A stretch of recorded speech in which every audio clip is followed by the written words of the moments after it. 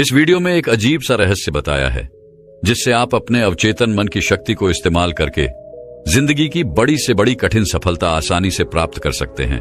कैसे अपने अवचेतन मन की शक्ति को इस्तेमाल करना है, इसकी विधि क्या है, इस विषय पर हम आज एक अद्भुत कहानी आपको सुनाएंगे। तो चलिए कहानी की शुरुआत करते हैं। दोस्तों, हमारा जो चेतन मन होता है उससे करीब 9 गुना अधिक ताकतवर हमारा अचेतन मन होता है। अगर 1 गुना ताकत हमारे चेतन मन के पास है तो इसका अर्थ यह हुआ कि उससे 9 गुना अधिक ताकत हमारे अवचेतन मन के पास है, क्योंकि अवचेतन मन ही हमारे पूरे शरीर को नियंत्रित करता है। चेतन मन हमारे दिमाग का एक हिस्सा है जो हमारे विचारों और भावनाओं से प्रेरित होता है, और हमारा चेतन मन ही तर्क वितर्क करने में हमारी मदद करता है। लेकिन दूसरी तरफ हमारा अवचेतन मन यह तर्क वितर्क नहीं करता, यह उस जानकारी को ग्रहण कर लेता है जो इसे चेतन मन देता है। इसीलिए जैसा हम अपने अवचेतन मन में सोचते हैं वैसे ही हम बनते चले जाते हैं। क्या आपने कभी इन बातों पर विचार किया है कि कोई व्यक्ति दुखी क्यों है और वहीं पर दूसरा व्यक्ति इतना सुखी क्यों है? एक व्यक्ति सुख और समृद्धि से भरा हुआ है, वहीं पर दूसरा व्यक्ति इतना गरीब और दुखी क्यों है? एक व्यक्ति भयभीत और डरा हुआ है, जबकि दूसरा व्यक्ति आस्था और विश्वास से भरा हुआ है। एक व्यक्ति बड़े से महलों में रहता है, वहीं पर दूसरा व्यक्ति गरीब और टूटी फूटी झोपड़ी में रहता है। कोई बहुत सफल है तो कोई असफल। कोई व्यक्ति कुछ ही मेहनत करके सफलता प्राप्त कर लेता है और वहीं पर कोई दूसरा व्यक्ति जीवन भर मेहनत करने के बाद भी असफल ही रह जाता है। तो आखिर इन सब चीजों का कारण क्या है? क्या आपने कभी इन पर विचार करने की कोशिश की है? हमारे जीवन में जो भी अच्छा है वह हमारे अचेतन मन पर निर्भर करता है। अर्थात यदि आप अपने अचेतन मन में यह बात डालेंगे, मेरे साथ जो कुछ भी होगा वह अच्छा होगा, मेरे साथ जो कुछ भी हो रहा है वह अच्छा हो रहा है और मैं एक दिन कामयाब जरूर बनूंगा, तो आप अवश्य ही अपने जीवन में कामयाब बन जाएंगे। वहीं पर यदि आप अपने अवचेतन मन में बुरी बुरी बातें डालेंगे, अर्थात नकारात्मक बातें कहेंगे, तो आपके जीवन में केवल नकारात्मकता ही भर जाएगी और आपके साथ कुछ भी अच्छा नहीं होगा। आप जहां जाएंगे वहां पर आपके हाथ केवल असफलता ही लगेगी। आप हमेशा निराश और परेशान ही रहेंगे, लेकिन उनका हल आपको कभी नहीं मिल पाएगा। इसलिए यदि आप भी अपने मन को अच्छी तरह से जानना चाहते हैं, वो सेवा काम करवाना चाहते हैं जो आप चाहते हैं, उसे अपने नियंत्रण में रखना चाहते हैं, तो इस वीडियो को अंत तक जरूर देखिएगा, क्योंकि इस वीडियो में आपको ऐसी महत्वपूर्ण जानकारियां मिलेगी जिसकी मदद से आप अपना जीवन अच्छे से जी सकते हैं। आप जो चाहें उसे हासिल कर सकते हैं। आप जिस भी लक्ष्य को प्राप्त करना चाहते हैं उसे आप प्राप्त कर सकते हैं। आज की इस वीडियो में हम यह जानने वाले हैं कि आखिर चेतन मन और अवचेतन मन में मुख्य अंतर क्या है और वह किस तरह से काम करता है, और हम अपने अचेतन मन में अच्छी बातें किस प्रकार से डाल सकते हैं जिससे हमारा जीवन परिवर्तित हो सके, हम सफलता की ओर आगे बढ़ सके। बहुत समय पहले की बात है, एक नगर में एक बहुत ही प्रसिद्ध गुरु रहा करते थे। उनकी ख्याति दूर दूर तक फैली हुई थी। उनके आश्रम में उनके कई शिष्य भी थे। एक दिन संध्या के वक्त वह गुरुवर अपने सभी शिष्यों को बुलाकर उन्हें उपदेश दे रहे थे। वे कह रहे थे, शिष्यों, हमारा मस्तिष्क 2 भागों में विभाजित है, चेतन मन और अवचेतन मन। चेतन मन हमारे मस्तिष्क का पहरेदार है, वहीं पर अवचेतन मन हमारा मालिक है। उन गुरु की आवाज सुनकर एक शिष्य खड़ा हुआ और वह उन गुरु से कहता है गुरुदेव, आप क्या कहना चाहते हैं? आप कहीं ये तो नहीं कह रहे कि हमारे भीतर कोई और है जो हमें चला रहा है, जो हमारी सारी क्रियाओं पर नजर रखे हुए हैं? इस पर गुरुवर उस शिष्य को मुस्कुराते हुए कहते हैं, भंते, मैं तुम्हें एक छोटी सी कहानी सुनाता हूं। इस कहानी में तुम्हें तुम्हारे सवालों का जवाब मिल जाएगा। इस कहानी को ध्यानपूर्वक सुनना और इसे समझने का प्रयास करना। आगे गुरुवर कहानी बताते हुए कहते हैं, बहुत समय पहले की बात है। एक नगर में एक बहुत ही धनी सेठ रहा करता था और उसकी एक बड़ी सी हवेली भी थी। उसकी हवेली के द्वार पर हमेशा एक पहरेदार तैनात रहता था और हवेली में जब भी कोई उपद्रव होता, कोई शोर शराबा होता या लड़ाई झगड़े होते, तो उसकी आवाज चारों ओर गूंजने लगती और उस आवाज को सुनकर आसपास के पड़ोसी भी उस महल के पास आते और उस पहरेदार को खूब समझाने की कोशिश करते और कहते, देखो, तुम्हारी हवेली से बहुत सारी आवाजें आती हैं, लड़ाई झगड़े होते रहते हैं, जिससे हमारे घर की शांति भंग हो जाती है। कृपया करके लड़ाई झगड़े को बंद करो। आखिर इस शोर शराबे में क्या रखा हुआ है? इस तरह से लड़ाई झगड़े करके तुम अपना जीवन कैसे शांति से बिता सकते हो? इस पर वह पहरेदार जवाब देते हुए कहता है, देखो भाई, मैं जानता हूं कि लड़ाई झगड़े करना बुरी बात है, शोर शराबा करना बुरी बात है, लेकिन मैं क्या करूं? मैं भी इससे बहुत परेशान हूं। जो भी लड़ाइयां होती हैं वह हवेली में होती है, इससे मेरी भी शांति भंग होती है। लेकिन आप मुझे क्यों समझा रहे हैं? इसका कारण मैं तो नहीं, इसका कारण तो मेरा मालिक है। आप उसे जाकर समझाइए। यह बात सुनकर पड़ोसी भी यह बात समझ जाता कि बात तो सही है। आखिर इसमें इस पहरेदार की क्या गलती है? यह तो केवल अपना काम कर रहा है। गलती तो मालिक ही है।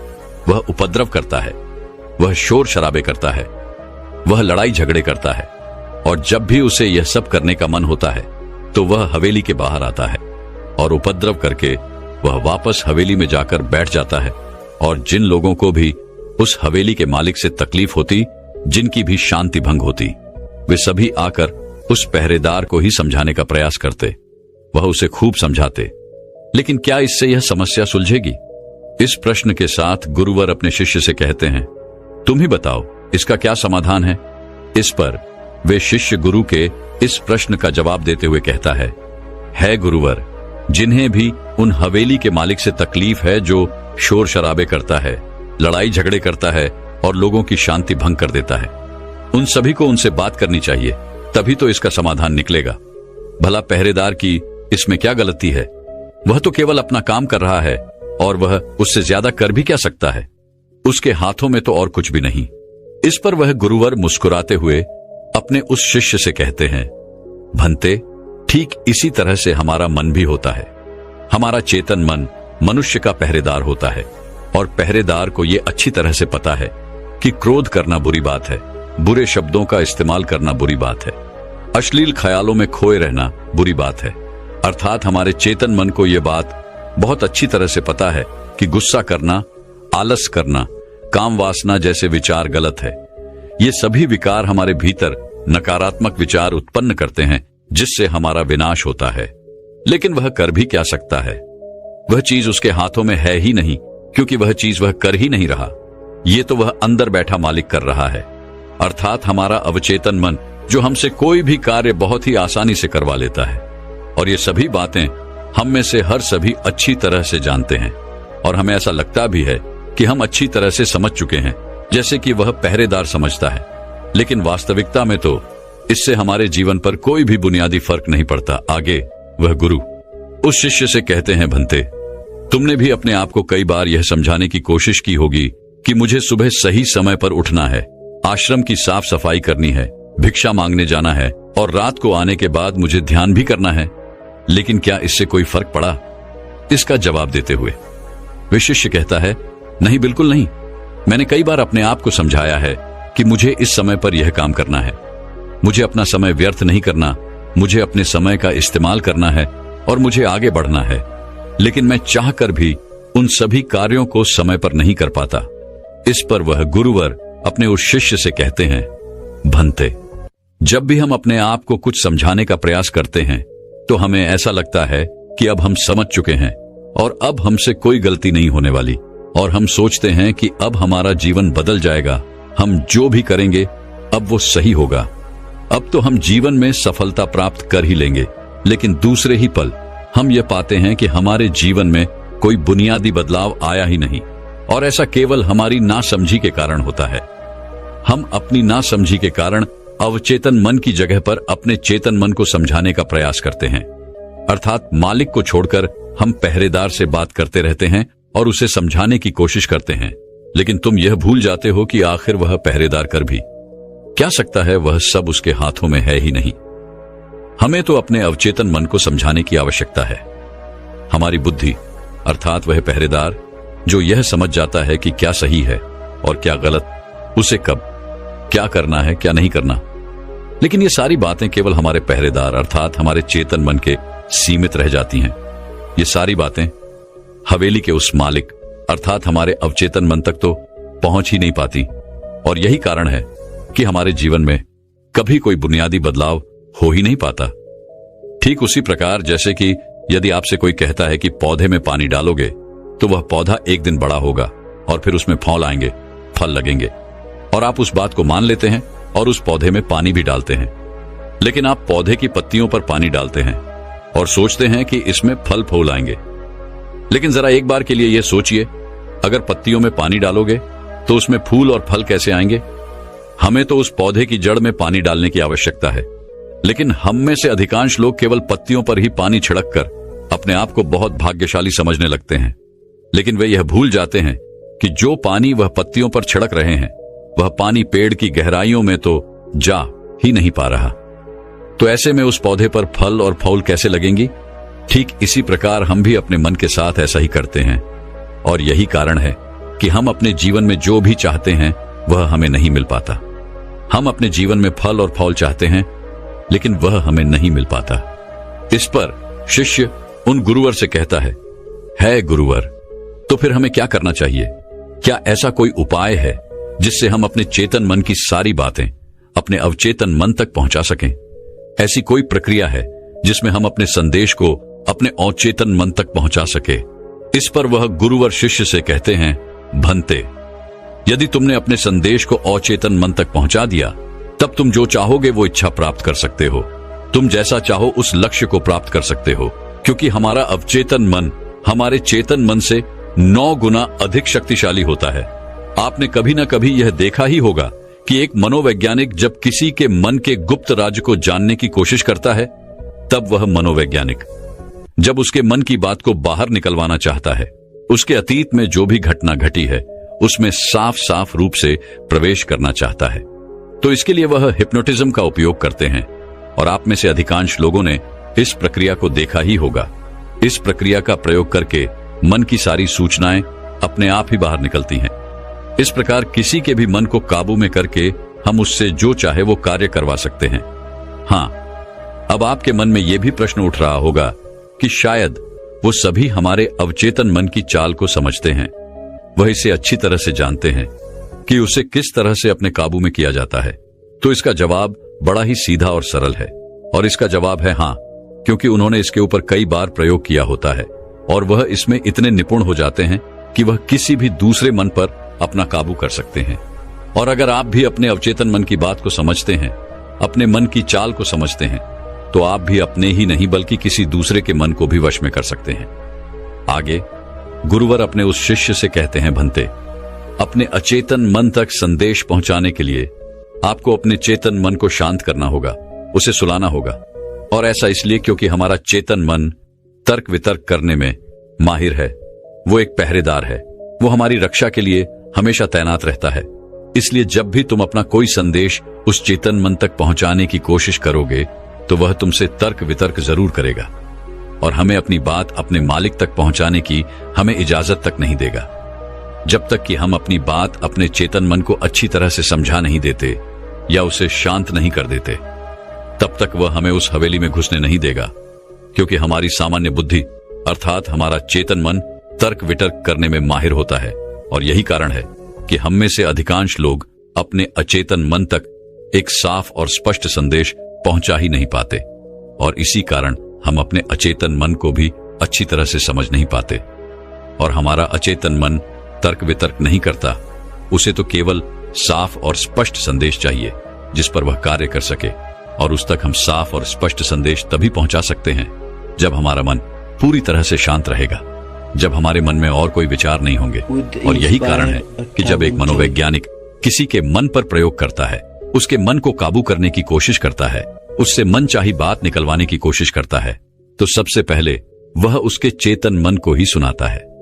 आपने कहीं ना कहीं यह तो देखा ही होगा कि उनके सामने एक पेंडुलम जैसी चीज उनकी आंखों के सामने रख दी जाती है और उसे घुमाया जाता है, जिसे लगातार देखने के बाद वो व्यक्ति पूरी तरह से निद्रा में चला जाता है।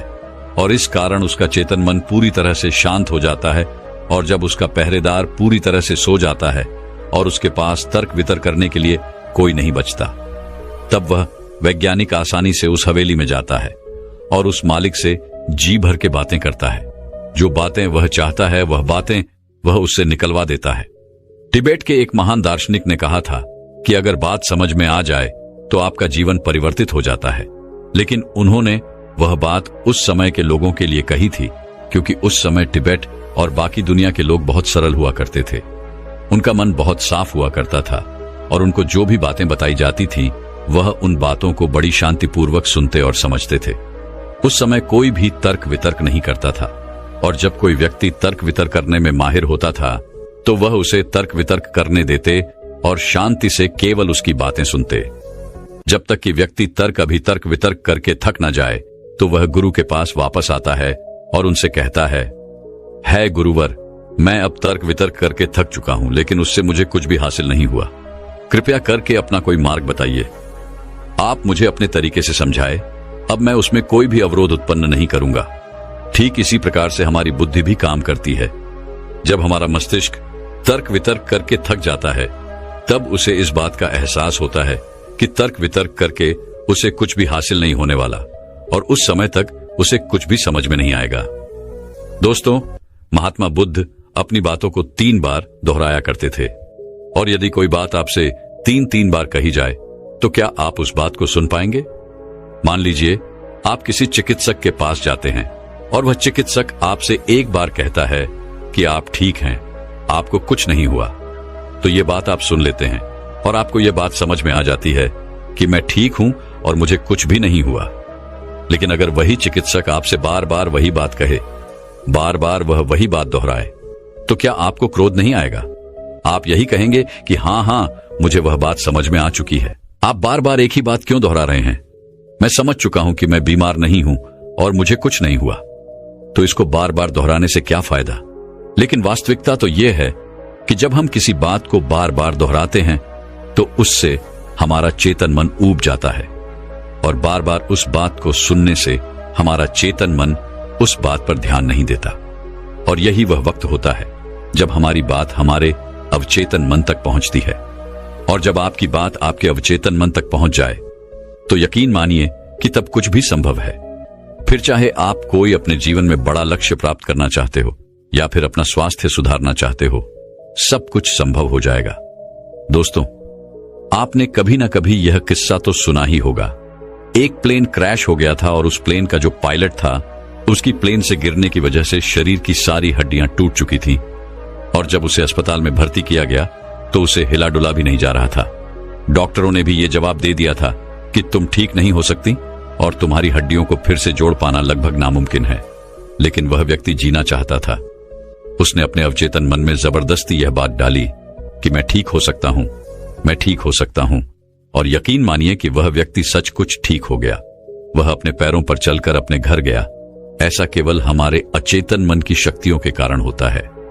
जब हम कुछ ठान लेते हैं और अपने अचेतन मन को एक स्पष्ट और साफ संदेश देते हैं तो हमारा अचेतन मन हमसे कुछ ऐसे कार्य करवाने लगता है कि हमारे लिए सब कुछ मुमकिन हो जाता है। फिर चाहे वह जीवन में कोई बड़ा से बड़ा लक्ष्य प्राप्त करना हो या फिर अपने स्वास्थ्य को सुधारना हो। और पुराने जमाने में यह बहुत सरल हुआ करता था, क्योंकि उस समय लोग तर्क वितर्क नहीं किया करते थे, और जो भी उसे कहा जाता था वह उसे बहुत गहन ध्यान के साथ सुनते थे और समझते थे। लेकिन आजकल के तथाकथित बुद्धिमान लोग वे सभी इन सभी बातों को अंधविश्वास कहते हैं। लेकिन यह भी एक वास्तविकता है कि जैसा आप खुद से कहते हैं वैसा ही आप अंदर से बनते चले जाते हैं। आप अंदर से उतने ही अशांत होने लगते हैं, और जो व्यक्ति अपने मन की बकबक को शांत कर पाता है वही शांति को प्राप्त कर पाता है। हमारी जो बुद्धिमानी है वही हमारे अचेतन मन का एक रूप होती है। हमारा चेतन मन हमें कोई भी नई चीज सीखने में हमारी मदद करता है। जैसे यदि आप कोई नई भाषा सीखना चाहते हैं या फिर आप कोई नई टेक्निक सीखना चाहते हैं तो इसमें हमारा चेतन मन हमारी बहुत मदद करता है। लेकिन जब बात आती है भावनाओं की, अर्थात क्रोध, कामना, आलस इत्यादि, जो कि हमारे अचेतन मन का हिस्सा होते हैं, उन्हें हमें सीखना नहीं पड़ता, वह तो हमारे अंदर पहले से ही मौजूद है। क्या आपने कभी एक पल के लिए यह सोचा है कि क्या आपने कभी ग्रोथ सीखा है? क्या आपने कभी काम वासना सीखी है? क्या आपने कभी आलस सीखा है? यदि आपको बचपन से ही किसी ऐसी जगह पर रखा जाए जहां पर कोई भी व्यक्ति ना हो, कोई भी इंसान ना हो, तब भी आपके भीतर ये सारे गुण आ ही जाएंगे, क्योंकि इसमें तो सिर्फ और सिर्फ हमारे अचेतन मन का ही काम है। यानी कि वह चीजें जो प्रकृति ने हमें पहले से ही दी है, और वह सिर्फ हमारे अवचेतन मन के माध्यम से ही भरी जाती है, क्योंकि हमारा अचेतन मन कभी विरोध नहीं करता। क्या आपने कभी इस बात पर भी गौर किया है कि जो इस दुनिया में बाहरी चीजें हैं उसे आप सीख सकते हैं, लेकिन जहां बात आती है हमारे भीतर की, अर्थात ग्रोथ को ना करने वाली सीख की, तो आप उस सीख को नहीं सीख पाते। मान लो अगर आपको घड़ी सीखना है तो उसके बारे में हमारे अचेतन मन को कुछ नहीं पता होता, लेकिन वहीं पर यदि कोई आपसे यह कहे कि 5 और 5 10 होते हैं, तो यह बात आपके अचेतन मन को अच्छी तरह से समझ में आ जाती है, क्योंकि आपका अचेतन मन विरोध नहीं करता और उसे एक साफ और स्पष्ट संदेश भी मिल रहा है।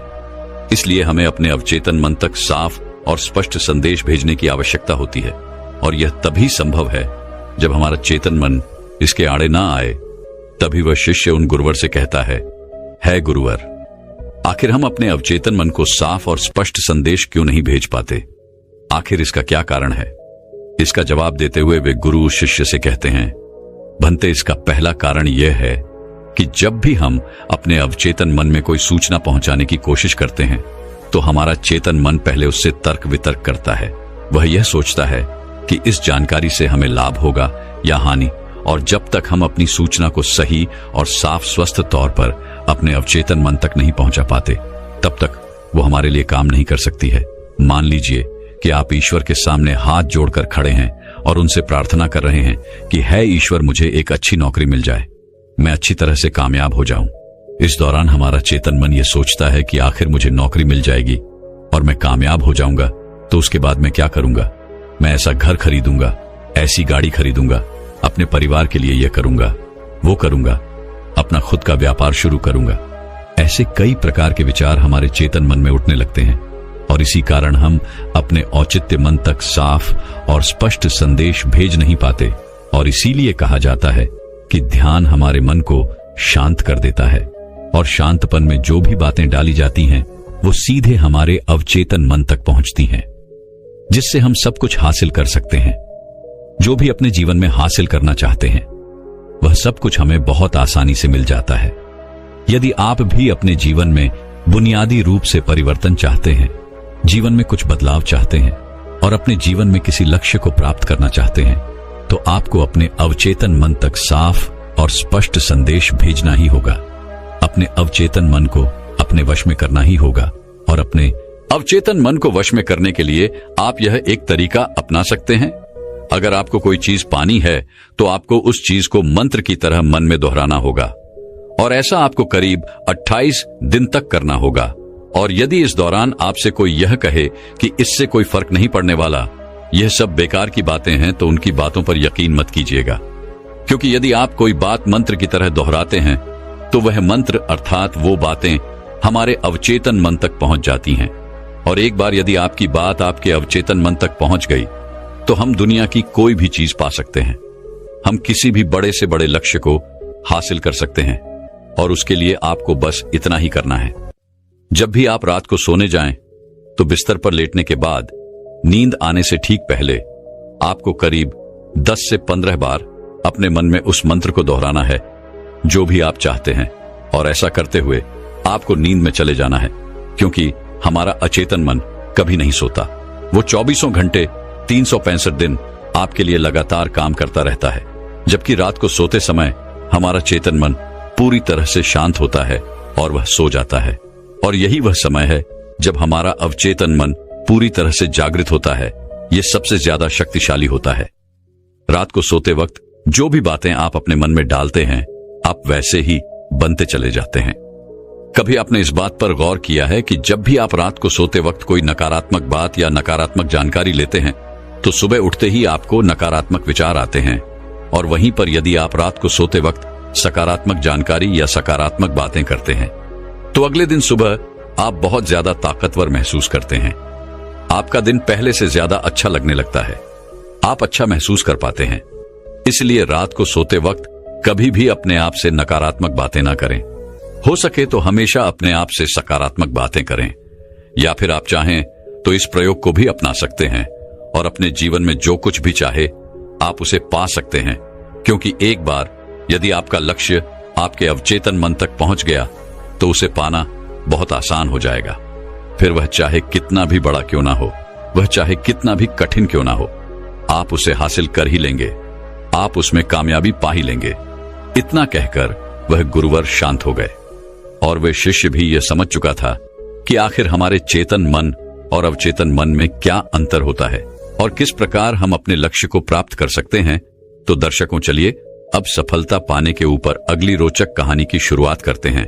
दोस्तों, जब हम यह सोचते हैं कि जो हुआ वह अच्छा नहीं हुआ, ऐसा नहीं होना चाहिए था, यदि मैं कोई तरकीब या कोई उपाय अपना लेता तो ऐसा नहीं होता, यदि मैंने किसी से सलाह ही ले ली होती या फिर खुद की सूझबूझ का इस्तेमाल किया होता तो आज मुझे यह परेशानियां नहीं उठानी पड़ती, मैं आज इस तरह से तकलीफों में नहीं रहता।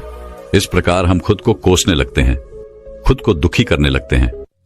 मैं आपको बता दूं कि इस तरह का पश्चाताप करने से आपको कोई लाभ नहीं होने वाला। आप चाहे कितने भी हाथ पैर मार लें, चाहे आप लाखों कोशिशें कर लें, लेकिन आप अपने अतीत को बदल नहीं सकते, क्योंकि इस तरह के विचार केवल चिंता पैदा करते हैं। लेकिन यही चिंता अर्थात यही पश्चाताप हमारे लिए बहुत लाभदायक भी साबित हो सकता है। अब आप में से कई लोग यह सोच रहे होंगे कि भला जो बीत गया, यदि हम उस पर सोच विचार कर रहे हैं तो यह हमारे लिए कैसे लाभदायक हो सकता है। हम तो पहले ही मुसीबत में हैं, हम तो पहले से ही तकलीफ में हैं, तो ऐसे में यह हमारे लिए कैसे फायदेमंद हो सकता है। दोस्तों, अगर आप उन गलतियों से सीख लेकर खुद को बदलने का प्रयास करें तो आप अपना आने वाला भविष्य खुद ही बदल सकते हैं, उसे संभाल सकते हैं।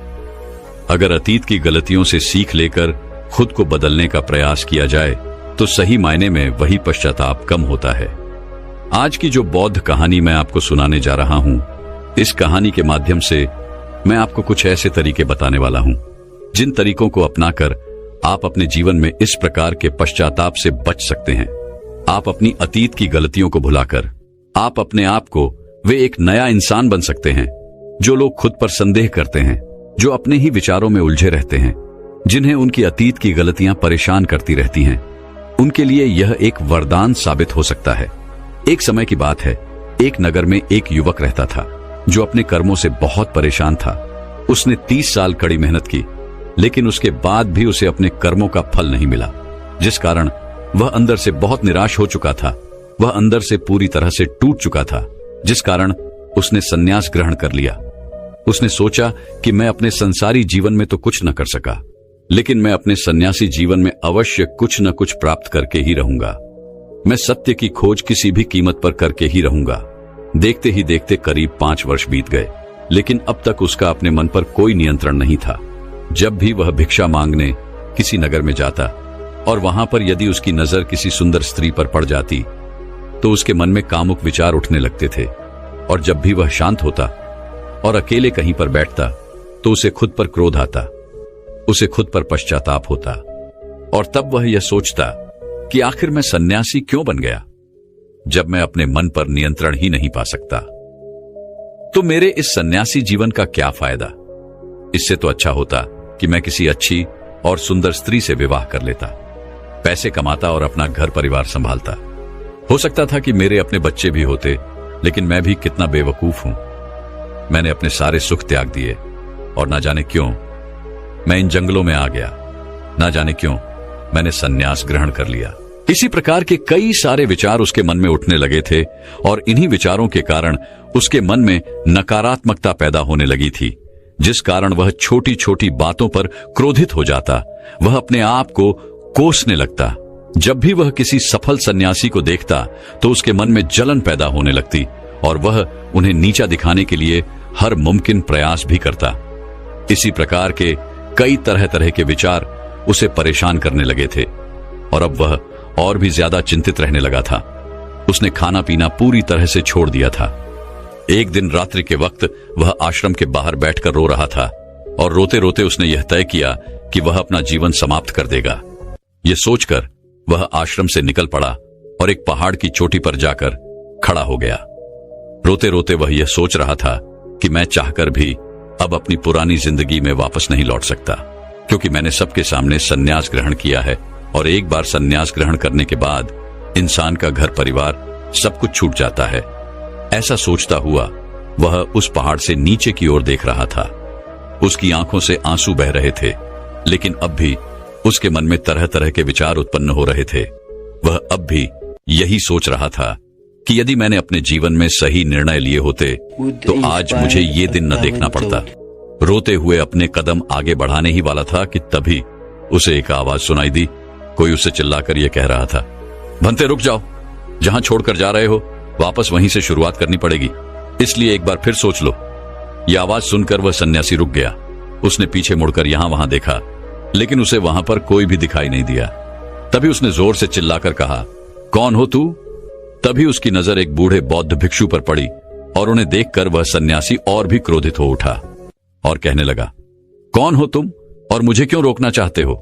तभी वह बूढ़ा बौद्ध भिक्षु उस सन्यासी से कहता है, भंते, मैं तो बस इतना ही कह रहा हूं, तुम जहां छोड़कर जा रहे हो तुम्हें वापस वहीं से शुरुआत करनी पड़ेगी, इसलिए निर्णय लेने से पहले एक बार फिर सोच लो, कहीं तुम फिर से गलत निर्णय तो नहीं ले रहे।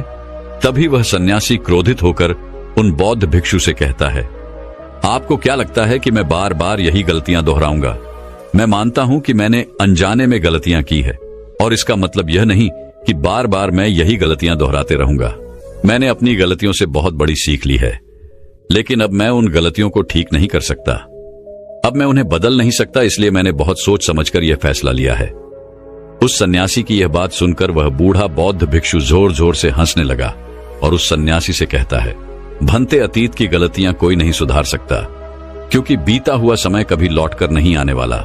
हां, वे लोग मूर्ख होते हैं जो यह कहते हैं कि वे लोग अतीत को बदल सकते हैं।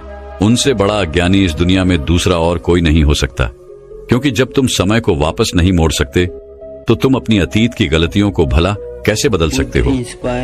लेकिन जो लोग समझदार हैं, जो लोग ज्ञानी हैं, वे लोग यह बात बहुत अच्छी तरह से जानते हैं कि जीवन में गलतियां करना कितना जरूरी होता है। गलतियों के कारण ही तो हम सीख पाते हैं, अपनी गलतियों से समझ पाते हैं और अपने भविष्य को बेहतर बना पाते हैं। आगे वह बूढ़ा बौद्ध भिक्षु उस सन्यासी से कहता है, भंते, जब तक तुम्हें खुद की कमियों का ही पता नहीं होगा तब तक तुम अपने आप को बेहतर कैसे बना सकते हो? और हमारी कमियां तो सिर्फ हमारी गलतियों से ही पता चलती हैं। आगे वह बूढ़ा बहुत भिक्षु उस सन्यासी से कहता है, बहती है, हर माता पिता अपने बच्चों को बड़े ही लाड़ प्यार से पालते हैं। वह उन पर कभी कोई आंच नहीं आने देना चाहते।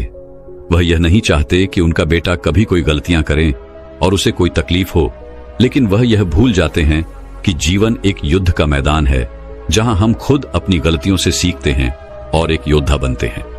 और जो यह सोचता है कि वह अपने जीवन में कभी कोई गलती ही नहीं करेगा, तो इसका अर्थ यह हुआ कि वह कभी भी जीवन के इस रण क्षेत्र में हिस्सा ही नहीं लेना चाहता। और जो कोई भी इस युद्ध में हिस्सा नहीं लेता, वह अपने जीवन में कभी कुछ नया नहीं कर पाता, ना ही वह अपने जीवन में कुछ सीख पाता है। वह तो केवल वही करता है जो उसे सिखाया गया है। और जो व्यक्ति इस युद्ध भूमि में हिस्सा लेता है, वह यह अच्छी तरह से जानता है कि उसे कई बार गिरना होगा, कई बार संभलना होगा, लेकिन उसे रुकना नहीं है, बल्कि उसे चलते रहना है, क्योंकि जीवन चलते रहने का नाम है। इस पर वह सन्यासी और भी क्रोधित हो उठता है और बौद्ध भिक्षु से कहता है, आखिर तुम कहना क्या चाहते हो? तुम इस तरह से मेरा समय व्यर्थ कर रहे हो। जो भी कहना है जल्दी कहो, अन्यथा अच्छा नहीं होगा। तभी वह बूढ़ा बौद्ध भिक्षु एक बार फिर मुस्कुराने लगा और उस सन्यासी से कहता है, भंते, आज मैं तुम्हें जीवन के ऐसे 5 तरीके बताने वाला हूं जिनका पालन करके तुम अपने अतीत की गलतियों को अपनी ताकत में बदल सकते हो। आगे वह बौद्ध भिक्षु उस सन्यासी से पूछते हैं, भंते, क्या तुम जानना चाहोगे कि वो 5 तरीके कौन से हैं? यदि तुम जानना चाहते हो तो इसके लिए तुम्हें भी मुझे एक वचन देना होगा। तभी वह सन्यासी कहता है, कैसा वचन? तभी वह बूढ़ा बौद्ध भिक्षु बड़े ही प्रेम से उस सन्यासी से कहता है, बस इतना ही कि तुम अपने मन से आत्महत्या का ख्याल निकाल दोगे। सिर्फ तभी मैं तुम्हें यह 5 बातें बताऊंगा, अन्यथा तुम अपने फैसले पर अटल रह सकते हो। लेकिन याद रखना कि जो गलतियां तुमने पहले दोहराई हैं, हो सकता है कि इस बार भी तुम वही गलती कर रहे हो। इतना कहकर वह बूढ़ा बौद्ध भिक्षु शांत हो गया और वह सन्यासी कुछ देर के लिए सोच विचार में पड़ गया। वह यह नहीं समझ रहा था कि वह क्या करे। यदि वह आत्महत्या करता है तो उसे वह 5 बातें नहीं पता चल पाएंगी, और यदि वह 5 बातें जानने के लिए जाता है तो उसे आत्महत्या का ख्याल मन से निकालना पड़ेगा। वह सन्यासी असमंजस में पड़ गया, लेकिन काफी देर सोच विचार करने के बाद आखिरकार उसने उस बूढ़े बौद्ध भिक्षु की बात मान ली और वह उन बूढ़े बौद्ध भिक्षु के पास पहुंचा और कहने लगा, कहिए, आप क्या कहना चाहते हैं? तभी वह बूढ़ा बौद्ध भिक्षु उस सन्यासी से पहली बात बताते हुए कहता है, भंते, सबसे पहले तो तुम यह जान लो कि अतीत में जो भी तुमसे गलतियां हुई है वह किसके कारण हुई, उसके पीछे का क्या कारण था, क्योंकि कोई भी गलती करने के पीछे कुछ मुख्य कारण अवश्य होते हैं। तुम्हें सबसे पहले उन कारणों को पहचानना होगा। वह कारण या तो कोई मजबूरी हो सकते हैं या कोई इंसान हो सकता है जिसके कारण तुमने वो सारी गलतियां की, या फिर हो सकता है कि तुमने वो गलतियां केवल अपने स्वार्थ के लिए की हो। तुम्हें उन कारणों को पहचानना होगा। यदि तुम्हें किसी से धोखा मिला तो क्यों मिला? क्या तुमने कभी इसके ऊपर विचार किया है? क्योंकि शायद तुमने उस पर हद से ज्यादा विश्वास किया होगा। एक बार यदि तुमने उस कारण को पकड़ लिया और उसे जान लिया तो तुम यह समझ पाओगे कि तुमने कहां कमी रह गई, तुमने कहां पर गलती की, और एक बार यदि तुम अपनी गलती को समझ जाओगे तो तुम उसे सुधार भी सकते हो ताकि वैसी गलती भविष्य में तुमसे दोबारा ना घटे। आगे वह बूढ़ा बौद्ध भिक्षु उस सन्यासी से कहता है, गलतियां हमें दुख नहीं देती। दुख हमें तब होता है जब हम अपनी गलतियों को बार बार दोहराते हैं, जब हमें इस बात का एहसास होता है कि शायद हम अपनी गलती को अब सुधार नहीं सकते और शायद हमारे भीतर अब उतना आत्मबल नहीं बचा कि हम उन गलतियों से सीखकर उन्हें सुधार सकें। जब हमें खुद पर संदेह होने लगता है, खुद पर संशय होने लगता है, तब हमें पीड़ा होती है। किंतु एक बार, केवल एक बार यदि तुम यह समझ जाओ कि गलती करके जब हम उससे सीख लेते हैं और उस गलती को सुधारने का हर मुमकिन प्रयास करते हैं तो हमारे भीतर एक विश्वास जाग उठता है और फिर हमें कभी कोई दुख नहीं परेशान करता। इसलिए हमें किसी भी गलती के पीछे का कारण जानना बहुत आवश्यक होता है, और इसके लिए तुम चाहो तो खाली बैठकर चिंतन कर सकते हो। यह इतना मुश्किल भी नहीं है। एक बार अगर उस गलती के पीछे की वजह तुम्हें समझ में आ जाए, तब दूसरा तरीका काम आता है।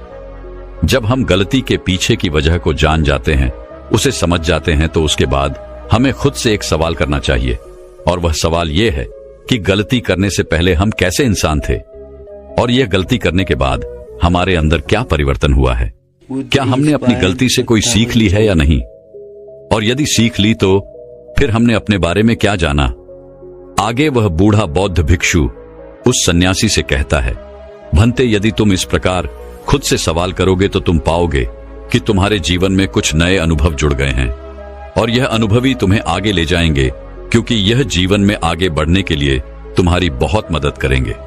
तुमने देखा होगा कि जब किसी को जीवन में धोखा मिलता है तो अधिकांश लोग केवल यह सोचते हैं कि आखिर इसमें हमारी क्या गलती थी, लेकिन वह इस वास्तविकता को नहीं देख पाते कि आखिर तुम्हें धोखा मिला है तो क्यों मिला। क्योंकि आप एक संवेदनशील इंसान हैं, और जब आप ज्यादा संवेदनशील हो जाते हैं तो ऐसी स्थिति में आपकी संवेदनशीलता ही आपके धोखे का कारण बनती है, और यही आपकी गलती है। और जब आपको अपनी गलती के बारे में पता चल गया तो आपने यह भी सीख लिया कि आपकी गलती थी अधिक संवेदनशीलता। आपने अपने बारे में कुछ नया अनुभव प्राप्त किया।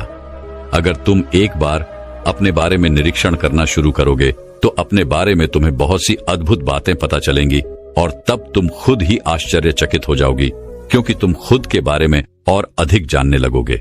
इसलिए खुद का निरीक्षण करना अति आवश्यक है। आगे वह बूढ़ा बौद्ध भिक्षु उस सन्यासी से तीसरी आदत बताते हुए कहता है, तीसरे तरीके में हम खुद से संकल्प करते हैं।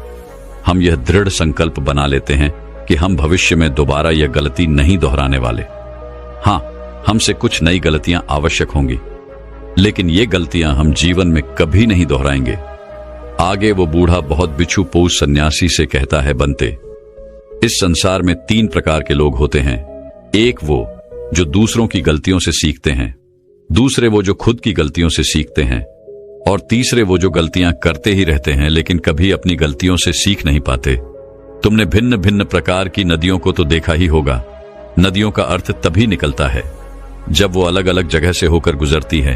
अगर वही नदी एक जगह पर ठहर जाए तो क्या वह नदी कहलाएगी? इसी प्रकार एक इंसान का जीवन भी नई नई गलतियां करने के लिए बना है। इसलिए एक बार जो तुमने गलती कर दी, उसके लिए दृढ़ संकल्पित हो जाओ कि तुम जीवन में वो गलतियां कभी नहीं दोहराओगे। हाँ, हो सकता है कि तुमसे कोई नई गलतियां हो, लेकिन यदि तुम बार बार वही गलतियां दोहराते हो तो तुम मूर्ख हो, ऐसी अवस्था में तुम में और किसी जानवर में कोई फर्क नहीं रह जाएगा। आगे वह बौद्ध भिक्षु उस सन्यासी को चौथा तरीका बताते हुए कहते हैं, भंते, कई बार तो हमें पहले से ही अपनी गलतियों के होने का एहसास हो जाता है। गलतियां होने से पहले ही हमें उसका आभास हो जाता है कि हमसे गलतियां होने वाली हैं। इसलिए अगर गलती होने से पहले आपको एहसास हो रहा है तो आप बहुत खुशकिस्मत है और आप उस गलती को होने से रोक सकते हैं। आपने कभी न कभी इन संकेतों को महसूस किया होगा, क्योंकि यह ब्रह्मांड हमें संकेत देता है। लेकिन फिर भी हम में से अधिकांश लोग इन बातों को नजरअंदाज कर देते हैं, जिसका परिणाम हमें बाद में भविष्य में भोगना पड़ता है। लेकिन जैसे जैसे आप अपने इन अतीत की गलतियों से सीखने लगते हैं तो आपका अनुभव बढ़ने लगता है, जीवन के बारे में समझ पैदा होने लगती है, और जब हमारी समझ बढ़ने लगती है तो गलतियों को होने से रोका भी जा सकता है। इसलिए बुद्धिमानी का इस्तेमाल करें, चिंतन करिए कि आप जो भी काम करने जा रहे हैं आखिर उसका परिणाम क्या हो सकता है। कहीं वह काम कोई गलती तो नहीं कहलाएगा। इसी तरह से एक मनुष्य जीवन के परिपक्वों में बांटा जाता है और इसी से आपका विकास होता है, और हम सभी को इस राह से होकर गुजरना ही पड़ता है, अन्यथा हमारा जीवन वहीं पर ठहर जाएगा। हम कभी भी आगे नहीं बढ़ पाएंगे। यदि आप अपने जीवन में आगे बढ़ना चाहते हैं, किस लक्ष्य को प्राप्त करना चाहते हैं, तो आपको इस कार्य प्रणाली को अपनाना ही होगा, इसे समझना ही होगा। आगे वह बूढ़ा बौद्ध भिक्षु उस सन्यासी को आखिरी आदत बताते हुए कहते हैं, भंते, आखिरी और सबसे महत्वपूर्ण सीख, अगर तुम अपने अनुभव से एक इंसान बन चुके हो तो अब तुम दूसरों के लिए मार्गदर्शन का काम कर सकते हो। तुम दूसरों की राह में दीपक बनकर उन्हें रोशनी दिखा सकते हो, उन्हें उनकी राह पर आगे बढ़ा सकते हो, क्योंकि हम वैसे ही बन जाते हैं जैसा कि हम सोचते हैं। और जब आप खुद को बेहतर बनाने का प्रयास करेंगे तो आप देखते ही देखते बेहतर बनते चले जाएंगे, और ये प्रकृति भी आपका साथ देगी, आपकी सहायता करेगी। ब्रह्मांड आपको खुद ब खुद रास्ता दिखाएगा, और तब आप मानव जाति का कल्याण करने के कार्य में लग जाते हैं। तब वह शास्त्रों में सबसे सर्वश्रेष्ठ कार्य माना जाता है। इससे श्रेष्ठ कार्य तो और कोई हो ही नहीं सकता। जो व्यक्ति समस्त जीव जंतुओं और मानव जाति के कल्याण के बारे में सोचता है, ऐसे लोग परमात्मा हो जाते हैं। ऐसे व्यक्तियों के मन में प्रेम, करुणा, दया जैसे अनेक भाव उत्पन्न होने लगते हैं, और परमात्मा करुणा और प्रेम का ही दूसरा नाम है। इतना कहकर वह बूढ़ा बौद्ध भिक्षु शांत हो गया, और उस सन्यासी को भी अपनी गलती का एहसास हो गया। अब उसकी आंखों में खुशी की आंसू थे। वह उन बौद्ध भिक्षु के चरणों में जा गिरा और उन बूढ़े बौद्ध भिक्षु से कहता है गुरुवर, ऐसा निर्मल और जीवन का सार्थक ज्ञान पाकर मैं धन्य हो गया। आपने जो कुछ भी मुझसे कहा है उसे मैं अपने जीवन में जरूर अपनाऊंगा, और मैं भी अपने जीवन को सार्थक बनाकर दिखाऊंगा। इतना कहकर उसने उन बौद्ध भिक्षु को प्रणाम किया और वापस अपने आश्रम लौट गया। दोस्तों, मैं उम्मीद करता हूं कि यह कहानी सुनने से आपके जीवन में अच्छे बदलाव आए होंगे। आपको इस वीडियो से क्या सीखने मिला, ये कमेंट करके जरूर बताएं, और अपने परिवार, दोस्तों या आपके करीबी इंसान के साथ ये कहानी शेयर करके उन्हें भी इस ज्ञान से परिचित करवाएं। बाकी अगर आपको यह वीडियो दिल से अच्छी लगी हो तभी इस वीडियो को लाइक कर देना, और आपने अब तक इस चैनल को सब्सक्राइब न किया हो तो चैनल को सब्सक्राइब भी जरूर कर देना। आपका हर दिन शुभ हो और खुशियों से आपका जीवन भरा रहे। धन्यवाद। नमो बुद्धाय।